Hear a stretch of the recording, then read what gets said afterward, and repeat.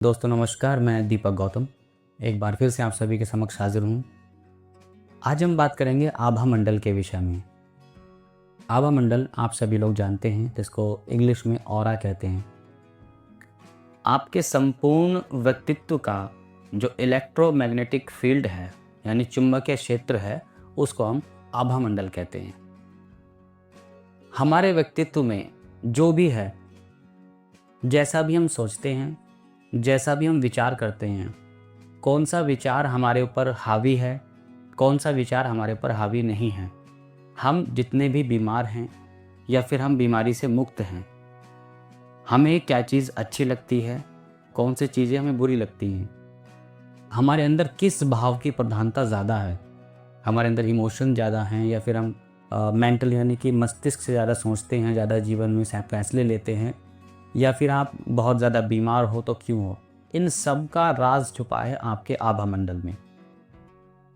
क्योंकि आपका आभा मंडल जैसा भी होता है, वैसा ही आपका व्यक्तित्व होने लगता है, आपका जीवन होने लगता है, और आपके व्यक्तित्व से आपका आभा बनता है, जनरेट होता है। तो ये दोनों एक दूसरे के पूरक है, आपका खुद का व्यक्तित्व और आभा मंडल। तो उदाहरण के तौर पे मैं आपको बता देता हूँ कि अक्सर आपने देखा होगा कि जब बच्चों में उनकी नज़र उतारते हैं, और बहुत सी प्रक्रियाएं इसमें होती हैं। कुछ लोग नमक से, मिर्ची से, कुछ लोग फिटकरी से, कुछ लोग कपूर से भी उतारते हैं, कुछ लोग तेल बाती का प्रयोग करते हैं। तो उसी में आप देख लीजिए कि किस प्रकार से एक बच्चा जब अचानक से डरने लगे, चिड़चिड़ाने लगे या बहुत ज़्यादा कुछ ज़िद करने लगे, तो जैसे ही आप उसके आभा मंडल को साफ करते हो, नज़र उतारते हो, तो तत्क्षण उसका प्रभाव दिखाई देता है कि अभी तक जो बच्चा बहुत ज़्यादा परेशान कर रहा था, अभी वो काफ़ी स्टेबल लग रहा है, काफ़ी ठीक लग रहा है। या फिर जो बच्चा सो नहीं रहा था, चिढ़ रहा था, वो भी अब आराम कर रहा है। ये होता है इसलिए क्योंकि आभा मंडल में कोई एक नकारात्मक एनर्जी आ जाती है किसी भी वजह से, जो उसके आभा को डिस्टर्ब करती है, और जिसके वजह से ये सब होता है। तो आपके जीवन में भी जो भी कुछ चल रहा है, ये आपके आभा के वजह से है।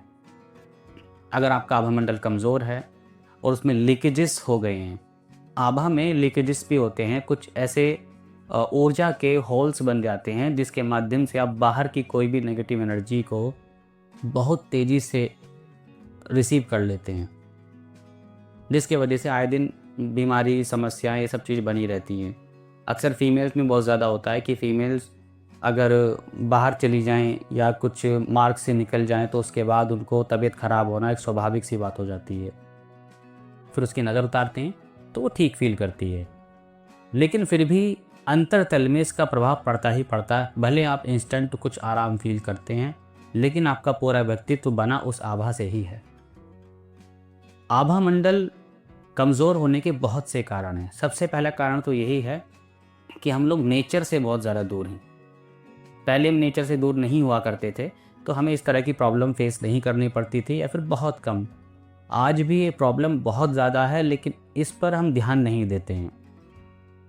अगर आप ध्यान दें तो आपको समझ में आएगा कि एक व्यक्ति एक पल में कैसा होता है, दूसरे पल में उसका व्यक्तित्व कैसा हो जाता है। अगले पल में उसका व्यक्तित्व ठीक हो जाता है, अगले पल में उसका व्यक्तित्व कुछ और होने लगता है, और इसी वजह से वो अपने पूरे जीवन में कोई फैसले नहीं ले सकता है, कुछ नहीं कर सकता है, या फिर एक पल में व्यक्ति ठीक होता है, एक पल में बीमार होने लगता है। तो ये सारी चीज़ें आभा से कंट्रोल होती हैं।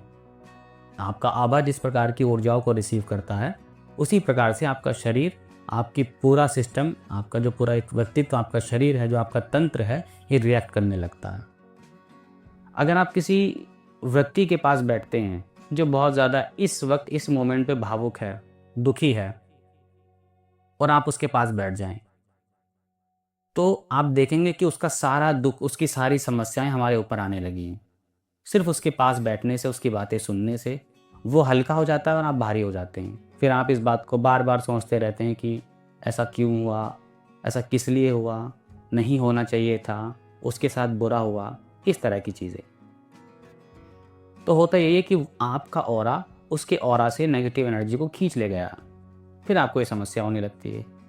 फिर आप इसको, और इस सिचुएशन में फिर जो लोग इस तरह की कष्ट भोग रहे हैं, उनको लगता है कि हाँ, ये व्यक्ति मेरी तकलीफ़ को समझ रहा है, तभी वो मेरी तकलीफ़ पर रिएक्ट कर रहा है। लेकिन ये सबसे बड़ी समस्या है कि आपकी तकलीफ़ जो समझेगा, जो उसको फ़ील करेगा, वो खुद बीमार हो जाएगा। और कारण उसका यही होता है कि आपके ऑरा में लीकेजेस हैं, आपके ऑरा में बहुत ज़्यादा मेलेफिक एनर्जीज़ हैं, जिसके वजह से आप बाहर की किसी भी व्यक्ति की मेलेफिक एनर्जीज़ को रिसीव कर लेते हैं जाने-अनजाने में।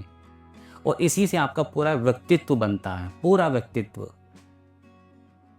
अक्सर लोग बीमार रहते हैं, बहुत से ट्रीटमेंट लेने के बाद भी ठीक होने का कोई चांस उनको नज़र नहीं आता है, क्योंकि कोई भी ट्रीटमेंट जो भी होता है, एलोपैथ में हो, आयुर्वेद में हो या फिर किसी भी चीज़ में हो, ये आपके शरीर के तल पे काम कर रहा है कि आपका शरीर किस तरह रिएक्ट कर रहा है, आपके शरीर में क्या कमियां हैं, कौन से विटामिन्स की कमियां हैं, कौन सी चीज़ें कमी के रूप में पैदा हो चुकी है, कौन सी बीमारी है, कौन से हिस्से में है। लेकिन इसका एक एक पहलू ये भी है कि हमारी बीमारी, हमारी समस्याएं हमारी ऊर्जाओं से कंट्रोल होती हैं। और ऊर्जा का एक बहुत बड़ा एक द्वार होता है हमारा ऑरा, जो हमारे पूरी ऊर्जाओं को एक सुरक्षा प्रदान करता है। अगर वो सुरक्षा प्रदान ना कर पाए तो हम बहुत सारी मेलेफिक एनर्जीज़ को अपने जीवन में ले लेते हैं और फिर धीरे धीरे हमारा व्यक्तित्व खराब होने लगता है। हमारे अंदर लो कॉन्फिडेंस हो जाता है अपने काम के प्रति, हमारे अंदर बहुत ज़्यादा दुख पैदा होने लगता है, हमारे अंदर बहुत ज़्यादा भावनात्मक पहलू खड़े हो जाते हैं कि हम भावनाओं से बहुत ज़्यादा दुखी होने लगते हैं। सुसाइड के ख्याल आने लगते हैं कि हम मर जाएं तो ज़्यादा बेहतर है। और ये सारी चीज़ें धीरे धीरे आपका ऑरा आपको इतना ख़राब कर देता है कि आपका सारा टैलेंट, आपका सारा दिमाग, आपकी सारी विद्या सब खराब हो जाती है। फिर आप एक आम व्यक्ति जो बीमार रहते हैं, लो कॉन्फिडेंस में रहते हैं, आप ऐसे ही बन जाते हो। फिर आपसे लोग जो रिएक्ट करते हैं वो वैसा ही करते हैं जैसी आपकी ऊर्जा होती है, क्योंकि दो लोगों में कभी बात नहीं होती है। दो लोग जो बात करते हैं, जो भी वो बातें कर रहे हैं, वो उनकी ऊर्जाओं से आदान प्रदान होने वाली बातें होती हैं। आपने कभी गौर किया है कि कभी आप किसी व्यक्ति के साथ रहते हैं तो भले आप उसको ज़्यादा नहीं जानते हैं, भले आप उसके प्रति अपना कोई विचार नहीं रखते हैं, लेकिन फिर भी उसको देखकर आपको बहुत ज़्यादा चिड़चिड़ापन होता है, नफ़रत सी होने लगती है। आप बस ये बोलते हैं कि इस व्यक्ति को देखकर मुझे बहुत ज़्यादा ख़राब लगता है। कुछ ऐसे लोग भी हो सकते हैं जो शायद उतने बेहतर ना हों, लेकिन जैसे आप उनके आवामंडल में आते हैं, आपको वो अच्छे लगने लगते हैं, बहुत ही खूबसूरत लगने लगते हैं, उनके विचार अच्छे लगने लगते हैं। भले वो ना हो, भले उनका व्यक्तित्व किसी काम का ना हो, लेकिन आपको अच्छे लगने लगते हैं, क्योंकि उनके ऑरा में वो चीज़ है जो आपको खींच रही है। और किसी का ऑरा इतना मेलेफिक होता है कि आप में कितने भी गुण क्यों ना हो, आपके सारे गुण धरे के धरे रह जाते हैं। कोई भी आपको तवज्जो नहीं देता है, कोई भी आपको प्राथमिकता नहीं देता है। तो ये असल में ऊर्जाओं की बातें हैं। आपकी ऊर्जा में, आपके आभा मंडल में जितनी नकारात्मकता होगी, जितने लीकेजेस होंगे, आप उतने डिमोटिवेट रहेंगे, आप उतने बीमार रहेंगे, आप उतना ही आप लोग आपसे कटने लगेंगे। लोग आपको प्राथमिकता नहीं देंगे, लोग आपको तवज्जो नहीं देंगे, कुछ नहीं देंगे। फिर उनको लगता है कि ऐसा क्यों हो रहा है, मुझ में कुछ कमी है। आप में कोई कमी नहीं है, आपको अपने ऑरा को समझना है। आपका ऑरा आपके पूरे व्यक्तित्व की पहचान है। अगर सिर्फ आपने अपने ऑरा को ठीक कर लिया तो आपका पूरा व्यक्तित्व ठीक होने लगता है, क्योंकि सारी ऊर्जाओं का आदान प्रदान बाहरी ऊर्जाओं का हमारे ऑरा से होता है। और जब आप एक पहलू पर काम करते हैं, यानी कि अपने ऑरा पर, तो आपकी अपनी आंतरिक ऊर्जा पर अपने आप ही कमांड होने लगती है। या फिर आप अपनी आंतरिक ऊर्जा पे काम करते हैं तो आपके ऑरा पर आपकी कमांड होने लगती है। इसीलिए आप इस तरह फील कर पा रहे हैं, आप इसलिए बहुत ज़्यादा बीमार हैं, आप इसलिए बहुत ज़्यादा डिमोटिवेट हैं। सिर्फ कारण है आपका आभा मंडल, जो आपका एक हिडन ट्रूथ है, एक छुपा हुआ सच। आप जितने बाहर से दिखते हैं उससे कहीं ज़्यादा ऊर्जाएं आपके ऑरा में बह रही हैं, हर एक विचार की, हर एक सोच की। अगर कोई आपसे कुछ कह रहा है तो उसकी ऊर्जा भी आपके ऑरा में बह रही है, अगर आप स्वीकार कर लेते हैं तो। और अगर आप नहीं स्वीकार करते हैं, अपने ऑरा को प्रोटेक्शन शील्ड में रखते हैं, अपने मन की ताकत से, अपनी हीलिंग की ताकत से, अपने मेडिटेशन की ताकत से, तो किसी का कोई भी विचार, कोई भी नकारात्मकता, नज़र, दोष, बाधा आपको छुएगी भी नहीं। नज़र भी अक्सर ऐसे ही लगती है। हमें एक भ्रांति है कि जब हम बहुत अच्छे कपड़े पहन लेते हैं या बहुत अच्छे दिखने लगते हैं तो हमें नज़र लग जाती है।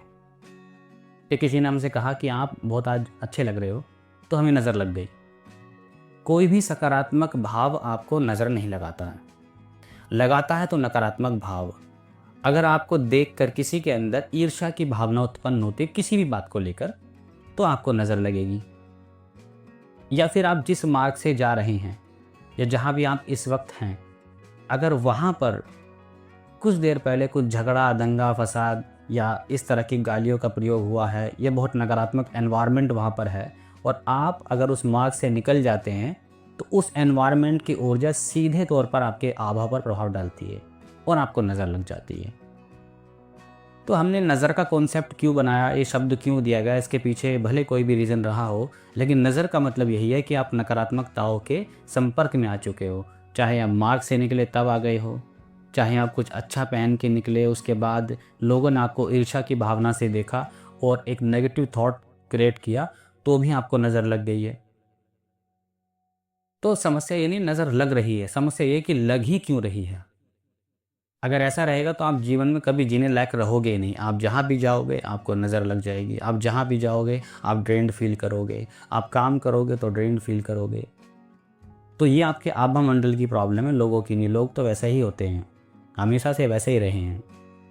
कुछ लोग आपको देखकर आपकी प्रशंसा करते हैं, कुछ लोग आपको देखकर आपकी आलोचना करते हैं, क्योंकि आलोचक तो भगवान बुद्ध के भी रहे हैं। तो हम तो वैसे ही बहुत आम मानव हैं, वो तो महामानव थे। तो हमें सबसे पहले ज़रूरत है अपने आभा मंडल को सुधारने की। अगर हम अपना आभा मंडल सुधार लेते हैं तो हमें किसी प्रकार की चीज़ों की खास आवश्यकता नहीं होती। आपका जीवन परिवर्तित होने लगता है, आपके विचार, आपकी आभा, आपका तेज अपने आप में एक इतना ज़्यादा प्रबल हो जाता है कि कोई भी व्यक्ति आपसे अट्रैक्ट होने लगता है, खींचने लगता है आपके जीवन की तरफ। और सुंदरता का रहस्य भी यही है, सुंदरता बाहर से नहीं होती है। आपको लगता है कि कोई भी चीज़ हम करने से हम ज़्यादा अधिक सुंदर दिखते हैं, नहीं। आपने कभी देखा होगा कि कुछ लोग सुंदर भी नहीं हैं, या अपने एक स्ट्रक्चर के हिसाब से कि फेस उसका उतना अच्छा नहीं है, हमें अच्छा नहीं लग रहा है, लेकिन अट्रैक्शन बहुत हो रहा है। तो अट्रैक्शन कौन पैदा कर रहा है? अट्रैक्शन ऊर्जा पैदा करती है। और कभी कभी आप बहुत खूबसूरत भी होते हैं, बहुत हैंडसम होते हैं, लेकिन आपके पास कोई अट्रैक्शन नहीं होता है, तो आपको लोग देखकर तारीफ तो भले कर सकते हैं कि हाँ सब कुछ ठीक है, लेकिन अट्रैक्शन नाम की चीज़ 1% भी नहीं है। और यहाँ दूसरे व्यक्ति के पास, जहाँ पर उसके पास खूबसूरती नहीं है, उसके पास कोई कुछ ऐसा नहीं जिसको हम खूबसूरती मानते आ रहे हैं, तब भी इतना खिंचाव, इतना अट्रैक्शन क्यों है? वो उसके आभा की वजह से है। इसलिए खूबसूरती का मतलब भी आपकी आभा ही है। अगर आपकी आभा मंडल बहुत साफ, शुद्ध और पूरी तरीके से एक क्लीन रहता है, तो आप दुनिया में सबसे सुंदर हो। फिर लोग आपसे खिंचते हैं, आपसे बातें करते हैं, आपसे जुड़ना चाहते हैं, आपकी बातें उन्हें अच्छी लगती हैं, वो आपको फॉलो करने लगते हैं। तो ये सारा का सारा खेल आपके आभा का है, आपके आभा मंडल का है, कि आपके आभा मंडल में किस प्रकार की ऊर्जाएं वास करती हैं, या किस प्रकार की ऊर्जाओं को आपने अपने आभा मंडल में स्थान दिया है। हालांकि आभा मंडल पर बहुत सारे टॉपिक कवर किए जा सकते हैं, लेकिन जितना भी हो सकता है मैंने आपको बताने की कोशिश की है, और आगे भी आभा मंडल को लेकर और भी जो रहस्य हैं वो मैं बताता रहूँगा। तो यहाँ तक सारी बातें स्पष्ट हैं। आज के लिए इतना ही। नमस्कार, धन्यवाद।